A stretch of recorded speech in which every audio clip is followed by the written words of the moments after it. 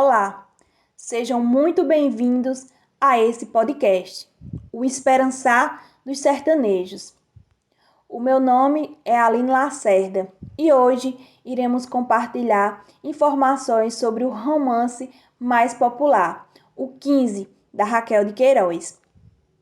A produção em questão foi construída a partir da disciplina de Paraíba 2, ministrada pela professora doutora Silvana, no Centro de Formação de Professores, Universidade Federal de Campina Grande, campus Cajazeiras, Paraíba. E teve a grande colaboração das alunas Maria Joyce, Joyce Anísio, Tawane Cibele e Aline Lacerda. O intuito dessa produção é abordar, de forma geral, os temas principais retratados na obra de Raquel de Queiroz, o 15, como, por exemplo, história e literatura, a questão significativa da fé para os sertanejos, discutir o dilema mais pertinente no livro, a fome e a miséria. E também iremos passear sobre o tema do êxodo rural e os campos de concentração. Agora chamo a aluna Maria Joyce para debater com a gente um pouco sobre o tema História e Literatura. Primeiramente, gostaria de agradecer o espaço a mim concedido para a participação dessa discussão. Meu nome é Maria Joyce Pedrosa, graduanda do curso de Licenciatura em História da UFCG, campus Cajazeiras. Para iniciar essa discussão, iniciarei falando sobre História e Literatura e logo após farei uma pequena apresentação da autora e da obra aqui em questão. Bem, sabe-se que desde a segunda metade do século XIX, quando a história ela se tornou ciência, o emprego da palavra-fonte estava fundamentado na ideia de que os documentos utilizados pelo historiador, eles deveriam ser oficiais. É dentro dessa perspectiva que os textos literários, bem como outras fontes artísticas, eles passaram a não ser considerados como documentos fidedignos para comprovar a verdade histórica. Atribuía-se assim a disciplina de história como sendo uma ciência ligada ao concreto e ao real, ou seja, com a construção do passado tal qual ele ocorreu, sem um espaço para a imaginação ou para a subjetividade do historiador. Já a literatura, ela foi atribuída o caráter ficcional, ou seja, estava vinculada com o imaginário e o verossímil. Porém, isso vem a mudar a partir das renovações historiográficas, como a Escola dos Análises, na qual por ela é dado um impulso em relação à interdisciplinaridade na história, os movimentos historiográficos, conhecidos como Nova História e História Cultural, onde tais correntes elas inovaram o conceito de documento. E é dentro dessas mudanças epistemológicas dos movimentos da história cultural que surge a ideia de representação. De forma geral, a história cultural vai atribuir o estudo das formas de representação no mundo no seio dos grupos humanos. Essa ideia é a chave para a ampliação do diálogo entre diversas disciplinas, redimensionando assim a relação entre história e literatura. A literatura ela assume assim um novo papel dentro da disciplina da história, na qual a mesma exprime uma significativa fonte de análise das diferentes visões de mundo que o homem apresentou em cada tempo e em cada espaço.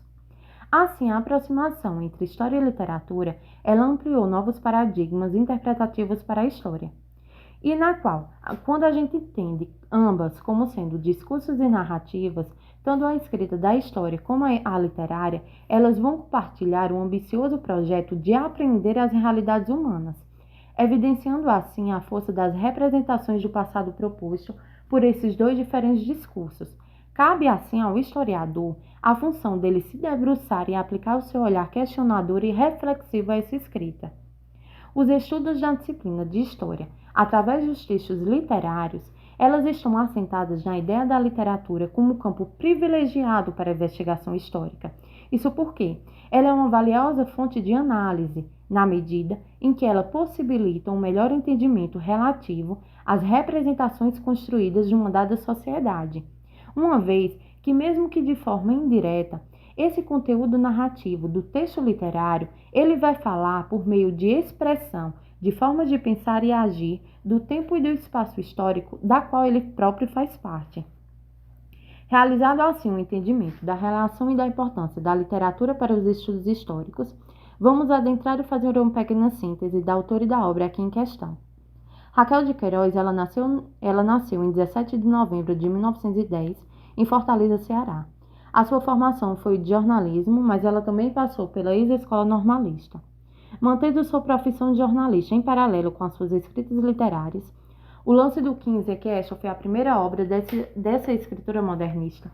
Ela foi publicada em 1930, quando ela tinha apenas 20 anos de idade, ou seja, um ano após a crise de 1929 e também posterior ao fim da Primeira Guerra Mundial. No Brasil, havia uma grande polarização entre ideologias, fazendo com que os artistas da época eles sentissem a necessidade de um engajamento político. Assim nasceram modernistas da segunda fase, que explicitavam uma crítica social, na qual Raquel Queiroz era uma das percussoras dessa tendência modernista. Ela era preocupada com uma linguagem simples, clara e objetiva, na qual que por meio dessa estética, sem escrever de modo rebuscado, ela demonstrava a dramática realidade que foi a seca de 1915. Ainda no jornalismo, ela já publicava poemas com o pseudônimo de Rita Queluz, na qual o livro, assim que lançado, ela despertou imediata atenção da crítica em todo o Brasil. Em 77, ela foi a primeira mulher a ocupar o lugar na Academia Brasileira de Letras. Escreveu romances, crônicas, peças teatrais e livros infantis. Em 1993, ela recebeu o Prêmio Comães, sendo a primeira mulher a recebê-lo e o segundo brasileiro. Morreu no Rio de Janeiro aos 92 anos, em 4 de novembro de 2003, na qual deixou uma vasta gama de obras. Com enfoque na região Nordeste, a obra O 15, ela possui esse forte caráter regionalista, tendo como pano de fundo a seca que assolou o estado do Ceará em 1915, ano este em que a família da própria Raquel, assim como das famílias retratadas no seu livro, migrou foi para o Rio de Janeiro. Fato este posto por muitos quando se fala no 15, na qual especula que o mesmo foi desenvolvido muito em virtude dessas memórias, dessas histórias contadas, mesmo que de certa maneira, ela também, a própria autora, foi afetada por essa seca. Em uma narrativa linear, a autora ela vem retratar a realidade desses retirantes nordestinos, quando essa região é assolada por essa seca. Assim, um romance ele contém um forte teor social, que além de dar um enfoque na realidade das pessoas do local, ela também vem tratar outros temas, como a fome e a miséria, dentre tantos outros temas também de importância, que é posto na obra. Numa linguagem simples e coloquial, o romance ele é marcado por frases curtas, diretas e precisas, sendo narrado em terceira pessoa com presença de um narrador onisciente. Agradeço imensamente pela contribuição de Maria Joyce. E nesse momento dou a palavra à nossa querida aluna Tauane Cibele, onde ela irá decorrer sobre esse tema de grande valor para os nordestinos, a fé. Quando a gente trata de um ponto específico de um livro, que é a religiosidade, é importante a gente saber de maneira geral que a religiosidade ela está presente nas nossas vidas desde muito jovem, né? A gente percebe que não é de uma hora para outra que a gente tem uma fé, uma crença, começa a acreditar em algo, mas é a partir de ensinamentos, né, que a gente leva para a vida e nós mesmos um dia repassaremos para nossos filhos ou para pessoas próximas. Mas, de maneira geral, a crença, a fé, a religiosidade é algo que está presente em várias culturas, né? Cada grupo tem um ritual, tem uma crença diferente, tem uma fé própria. E isso, de maneira mais, trazendo para um lado mais específico, aqui no nosso Nordeste, é algo que está muito comum no dia a dia das pessoas, né? A gente vê que o nordestino, o sertanejo, ele tem uma fé muito grande, principalmente na nossa região, com a região semiárida, uma região de pouca chuva. Então, a fé em dias melhores, em cheias, em colheitas, a partir da fé, é muito comum. E quando a gente traz mais especificamente para o livro de Raquel de Queiroz, é importante destacar uma personagem que está presente no livro, que é a Dona Inácia, a avó de Conceição, que por mais que ela veja que os dias estão difíceis, que o lugar onde ela pertence está cada vez mais seco, a miséria está cada vez mais forte, mais presente, e por mais que ela saia daquele lugar com a sua neta, quando a sua neta leva ela para a capital, ela não perde a esperança de voltar para o seu lugar de origem. É muito comum as pessoas aqui do Nordeste rezarem para o São José, o santo, né? Que eles dizem que se chover no dia de São José, o restante vai ser um ano de um inverno bom, que vai ter muita colheita, muita fartura. Então, é a partir de acreditar nisso, dessa crença, dessa fé em suas orações, que a personagem Dona Inácia não perde a esperança de um dia voltar para o seu lugar de origem, né? A gente vê que durante a obra inteira é bem frisado essa fé de Dona Inácia, né? Que a gente vê que tá difícil, as pessoas estão migrando, quase ninguém resta, mas ela tem fé que a chuva vai voltar, que dias melhores virão, que as pessoas voltarão a seu lugar de origem. Tudo isso por conta de algo que ela aprendeu, né? Que ela também conta à sua neta que a partir desses rituais, a partir da observação também da natureza, a natureza também dá sinais, né? E isso é que traz a esperança, isso é o que é a fé do sertanejo, a fé de alguém que crê que tudo vai melhorar, né? Por mais difícil que esteja. Então é bastante frisado isso nessa personagem, que a fé dela, né? A fé das pessoas é algo que está muito presente no nosso cotidiano. Obrigada, Tauane, por sua belíssima fala. Agora irei relatar para vocês um pouco da narrativa do livro, o 15, que fala sobre a miséria e fome que os sertanejos viviam. Dentre vários assuntos de grande relevância já mencionados por minhas colegas Maria Joyce, Tauane e por outros que irão vir ser mencionados por Joyce Anísio, dou ênfase à fome e miséria, bem ilustrados no livro O 15, da Raquel de Queiroz. E de início já mostro a vocês essa imagem de Cândido Portinari. Como vocês veem, são uma família de retirantes. O contorno escuro dos personagens dá um tom pesado à obra, para chamar a atenção de qualquer pessoa que a observe. Ao fundo, é possível notar características da paisagem do sertão. Os quadros retratam de uma forma assustadoramente magra, onde a pele fina cobre os ossos. Todo esse destaque na imagem é para chamar a atenção das pessoas, o quanto a misericórdia e precariedade assolava esses indivíduos. Vale destacar que a fome pode ser responsável pelo desmonte étnico de cada indivíduo, assim como da referência de sujeito cidadão e seu comportamento em sociedade, onde o sofrimento acumulado pela miséria e opressão de quem nada possui, moradia, dignidade, comida, faz com que o sujeito submetido a tais situações se revolte e passe a agir sem qualquer controle, resultando em partes na perda da dignidade, que para o homem nordestino não está nas suas posses, mas na sua conduta. Chico Bento, em decorrência da miséria em que se vê, mata uma cabra que encontra pelo caminho. Sua fome e a de seus filhos fala mais alto.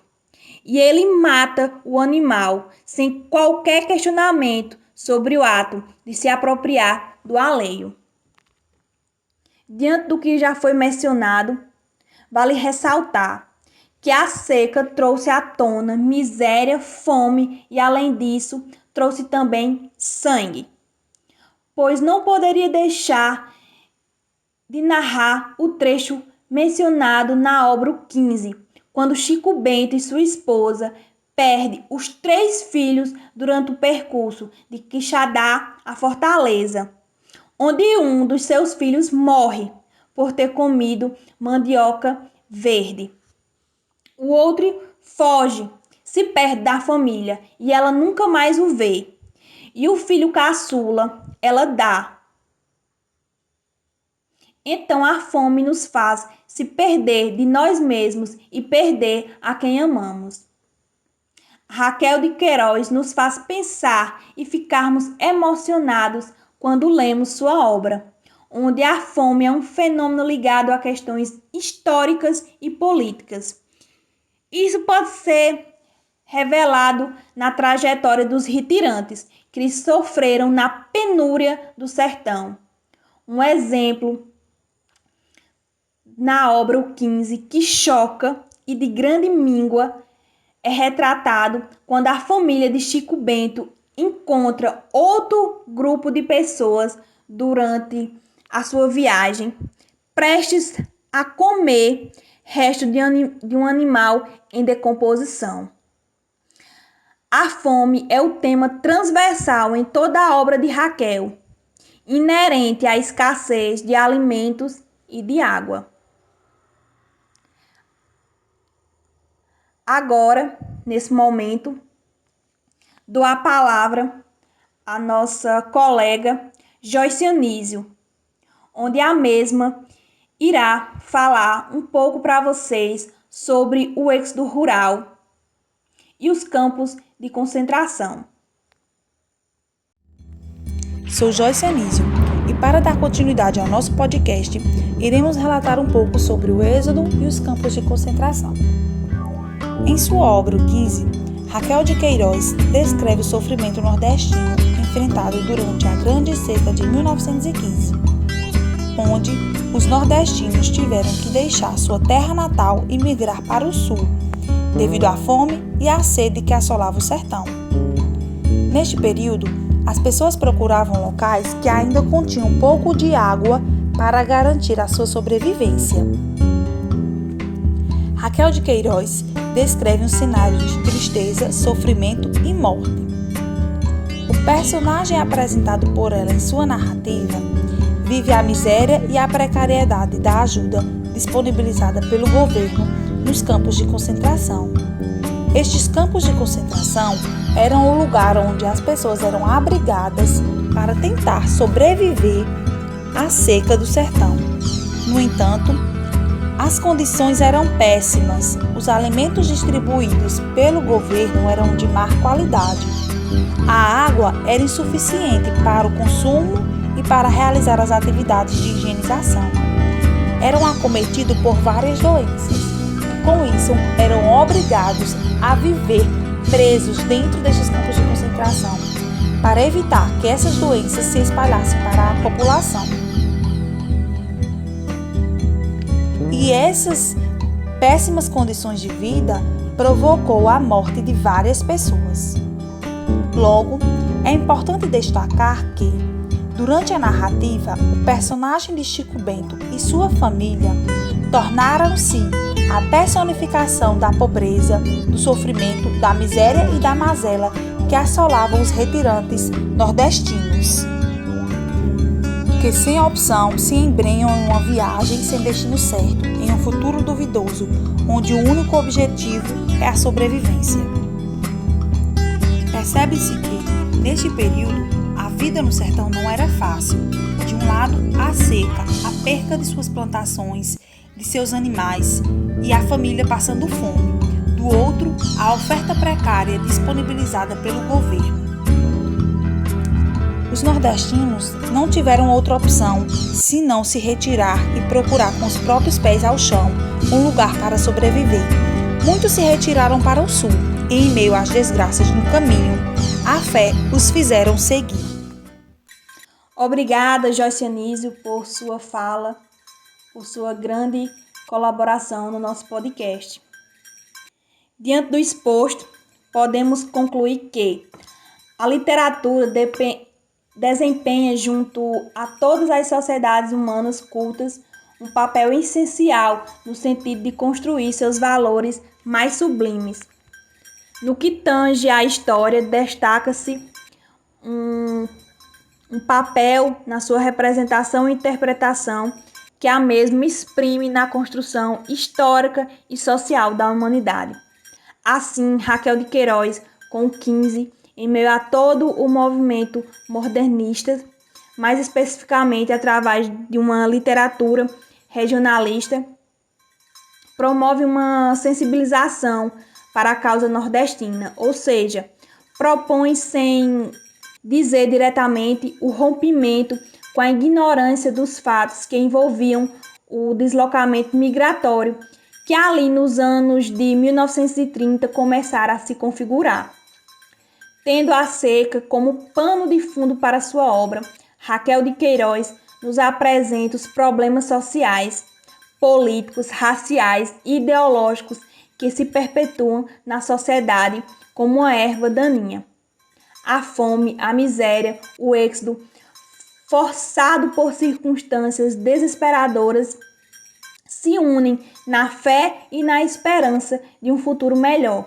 As dores, os ecos desesperados, as perdas não são motivos de amargura, mas se representam na figura do sertanejo, do retirante, como uma carcaça que endurece o caráter, mas não o espírito de bondade e de perseverança desses indivíduos, que apesar das dificuldades de serem postos à margem como pares sociais, permanecem na luta, na labuta diária e árdua de conseguirem escapar do posto forçado no qual foram colocados antes e hoje, que se reflete em um preconceito velado, que surgem em comentários infelizes em relação às origens nordestinas, na xenofobia, na discriminação, dentre tantas outras formas